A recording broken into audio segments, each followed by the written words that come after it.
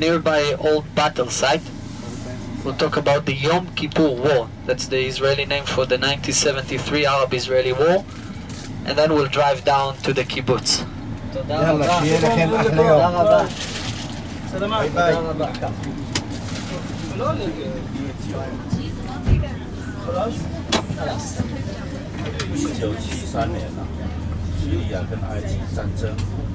I'll tell you a secret. We were supposed to take a boat and to sail across the Sea of Galilee. They just called us and they said that the sudden strong wind turned the journey impossible. Immediately I told her that we need Jesus to tell the wind to stop. You all know the story, right? So immediately I couldn't not to think about that. But look at the fog. It's very typical for the Golan Heights. The weather changes very quick. 4 seasons in one day sometimes. It can be hot in the morning, snowy in the afternoon, and then a nice chilly evening. So it is always like that. A bit about the people that just gave us what I considered as a wonderful food, and I think everyone enjoyed it. They are Druze. And who are the Druze? The Druze is above all a religion. It's a unique religion. It's a sect of the Shia Muslims. They came from Egypt. Their religion was formed in the 11th century, but they were driven out of Egypt. They were persecuted. And they ran away to Syria, Lebanon, and a bit in the Galilee. So Syria, Lebanon, and Israel, those are the 3 countries that have Druze. The Druze survive in the hard conditions of the Middle East by a very simple method. They are loyal to the government. They are loyal to who's controlling their area. So in Syria, they are very loyal. Even now in the civil war, they are still loyal to President Assad because he is still the official president. Here in Israel, they are totally loyal to Israel. They are very nice people. They speak Arabic. Their culture is very similar to the Arab culture, but you know, same but different. When you live here, you will see that the dressing code is a bit different, and their law system is a bit different. Druze serves in the Israeli army. And oh look, the Boy Scouts are here. Yeah, the Boy Scouts. Of course, the Passover camping season just started. So the Druze in Israel even serve in the Israeli army, not the Druze in the Golan Heights, but the Druze in the Galilee, who is the majority of the Druze in Israel, they all serve in the Israeli army. I had a platoon of Druze infantry soldiers when I was a young officer. My men were mainly Druze, not Jews. They believe that once a soldier is killed, his soul will immediately be reborn as a young Druze baby. Therefore, these guys are really afraid of nothing because they believe that their soul is endless, eternal, and they will be resurrected immediately. And I saw them in action, and I can tell you these guys are crazy. I mean, very brave and very nice people, and they have excellent food. So one more thing about their religion. It's very hard to tell you about their religion because it's a secret religion.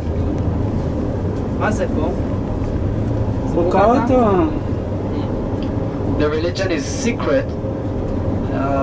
Even secular Druze, if they are not dividing themselves to religious way of life, their knowledge over the religion will be very limited. Now look at the houses here. This is another small Druze village. It looks like nothing else in Israel. They have their own way of style, way of construction. I'm trying to look for their flags. Sometimes you can see the Druze flag. It is a flag with 5 different colors in it. standing for the 5 holy prophets. Now, their holiest, interesting, but their holiest prophet is, Andrew, maybe you'll help me here. He was the father-in-law of Moses, Yithro in Hebrew. Jethro, thank you. So Jethro is the Druze key prophet. So you can understand that they are also based on the Bible. It is a monotheistic religion, but a very unique one. חוץ מזה כבר 3, תעזוב אותי. אני שואל. לא, דודו גם לא רוצה. Look, Israeli soldiers having lunch here with the Druze. Oh, there is one Druze flag on the left now. Oh. There it is, very colorful. I suggest you should Google them. I mean, it is a very unique religion in a very small ethnical, or should I say theological group, so many people outside of Israel don't even know they exist. But they are here. And they were always, in the last 1,000 years almost that they are here, they are always a very important and active part of the complicated politics of Lebanon, Syria, and northern Israel.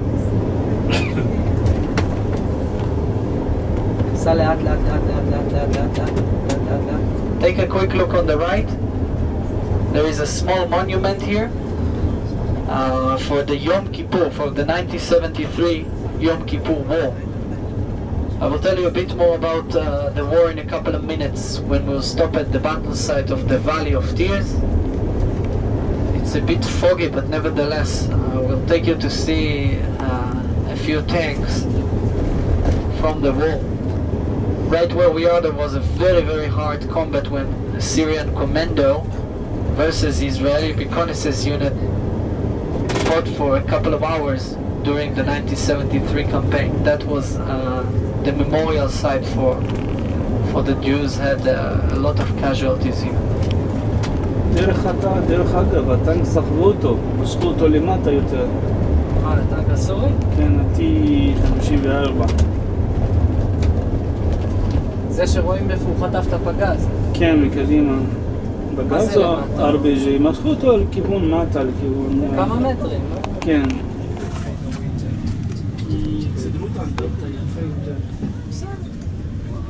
פה אני רק זוכר שלפני כמה חודשים הנהג החיימן שלי קיבל, הוא נסע מהר מדי וקיבל מה זה מכה למטה שלו. לא נגרם נזק. קראנו במקום הזה. לא נגרם נזק, מאוד כדור. זה לא יקרה. My friends, look at all the rocks on the left. It is to block this road in a case of a new war with Syria. You just push all the rocks with tractors on block the road. We are approaching the Israeli-Syrian Golan Height border, which is the second most fortified border in the world. The only one that has more army, barbed wires and minefields is the border of the two Koreas, North and South Korea.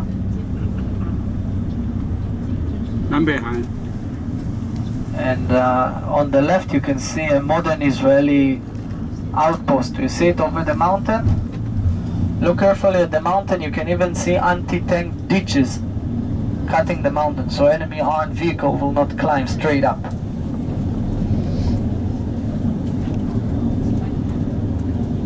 אני חושב שעברנו אותה, אבל אל תיסע מהר מדי. לא, אני אראה לך איפה בדיוק. Those are apple trees on the right. Yeah, they are not green yet. They lose all the leaf during the winter. The Golan apples are famous. יש 3-4.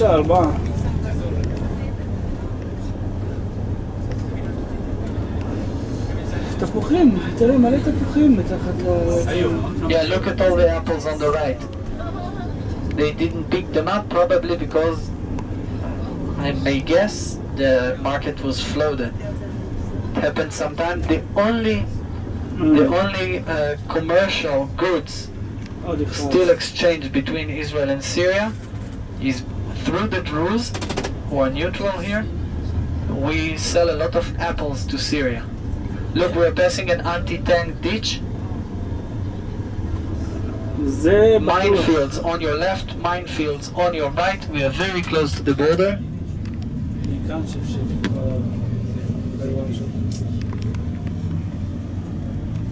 יש תעלה נגד טנקים, יש תעלות נגד אוטובוס. אבל מה? אין שום תעלה נגד חיימון. לא חשבת על זה. תראה, נראה לך פה עשו משהו, מה זה מסוכן? בלילה נהג לא שם לב, הוא יכול להוריד את המראה בקלות. איפה? תכף אני אראה לך.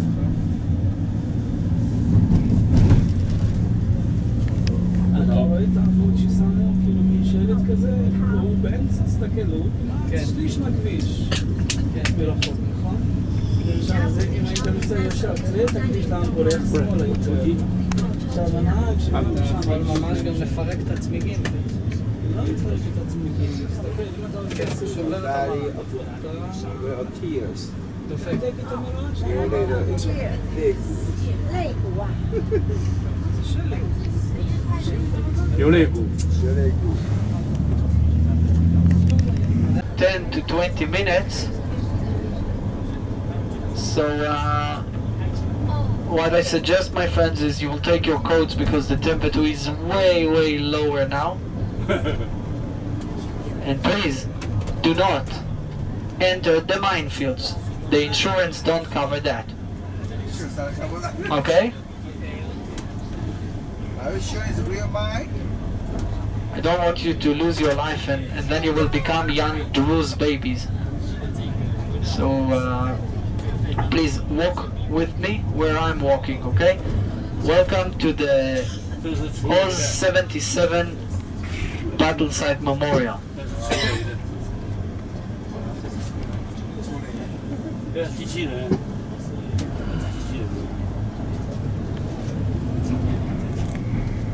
לאן הוא רוצה שנדבר? נסתובב. לא, פה.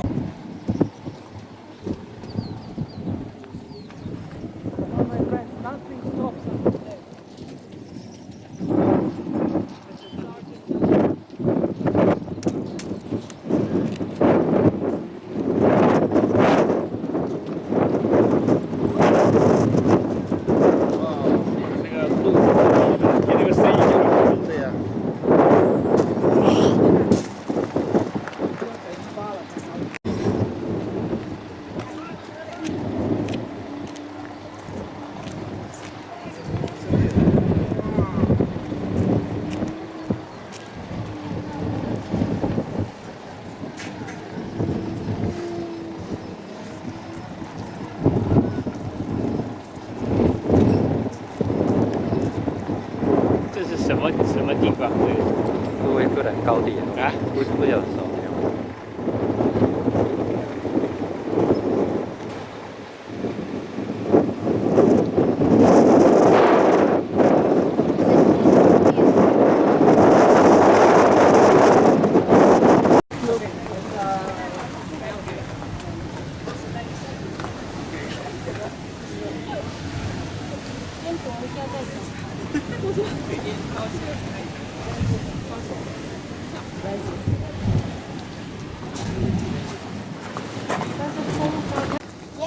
你要上去。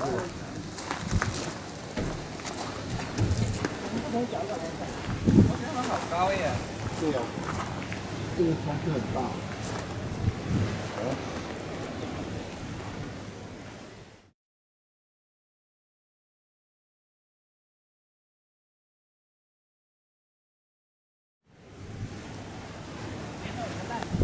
柯南干。好。来，往里面走。哇，两个英雄。这里 Victory 都好极了。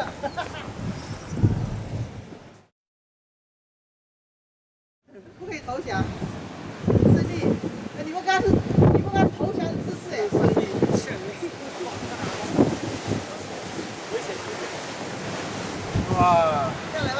特别大了，上山容易下山难。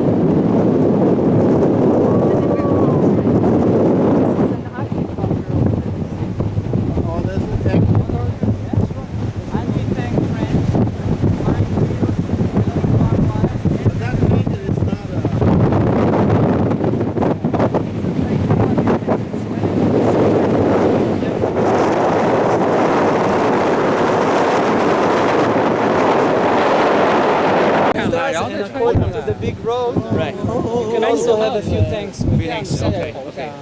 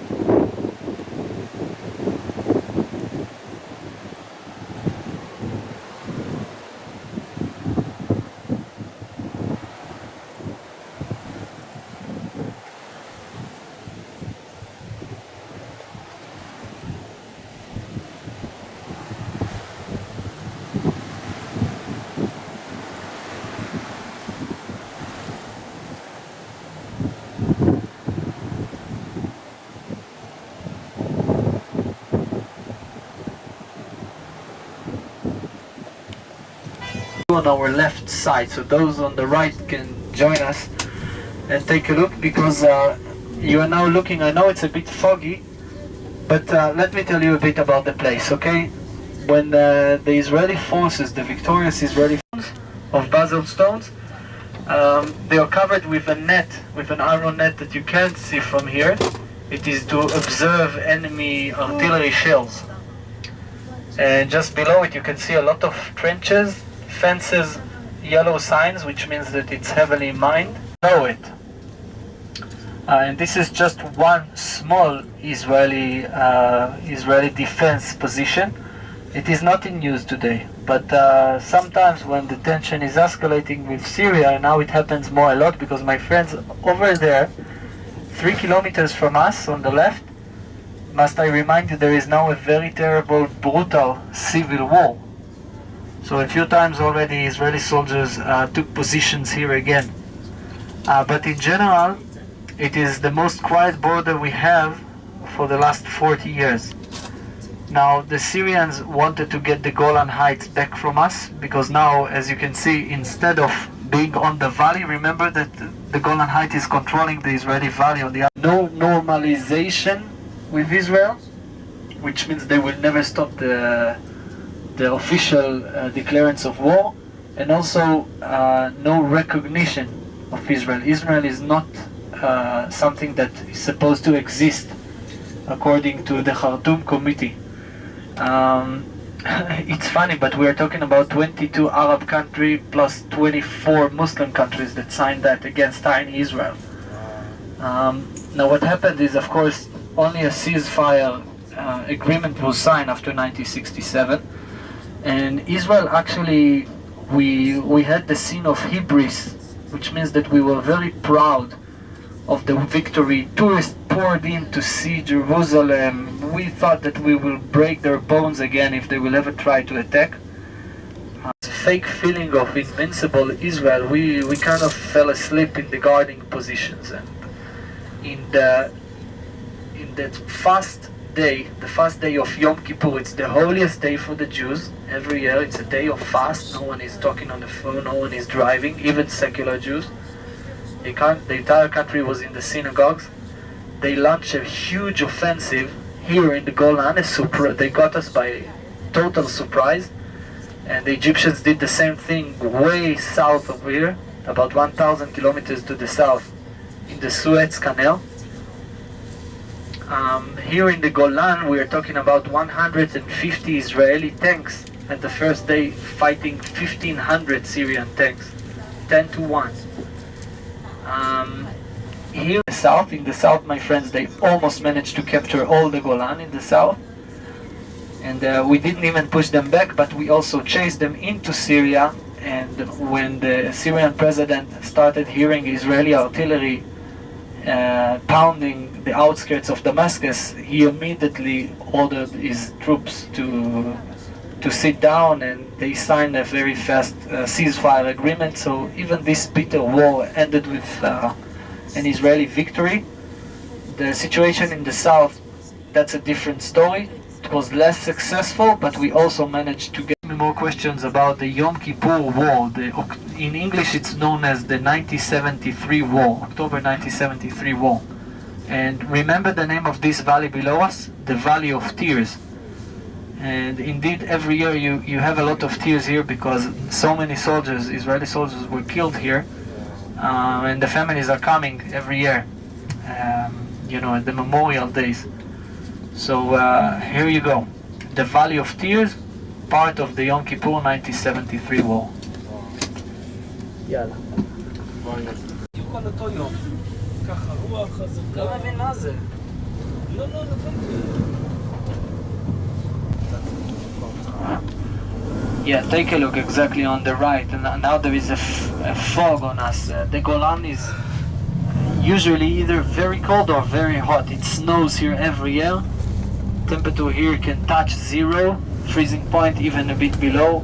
Very windy. Very hard to be a soldier here in the Syrian frontier in the Golan Heights. Trust me, I've been there. And if you wish in your evening prayer, think about the Israeli soldiers who are staying here day and night in very hard conditions here in the old bunkers, watching the border, making sure that the rest of the country can celebrate the Shabbat, the Saturday, and then pass over peacefully.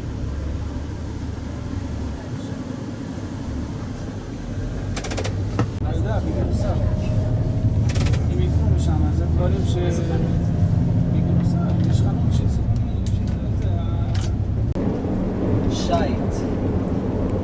זה יום שבת.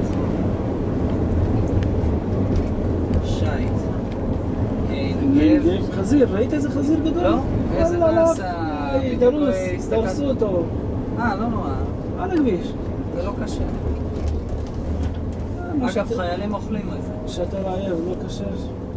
לא, חיילים בצה"ל היו אוכלים אותו. אתה יודע, אצלנו יש מותר כאילו לאכול את החזיר, אבל בתנאי. מותר לנו לאכול כל דבר. בתנאי מה? בתנאי שאתה נגיד נתקעת במדבר או ביער ואין לך מה לאכול.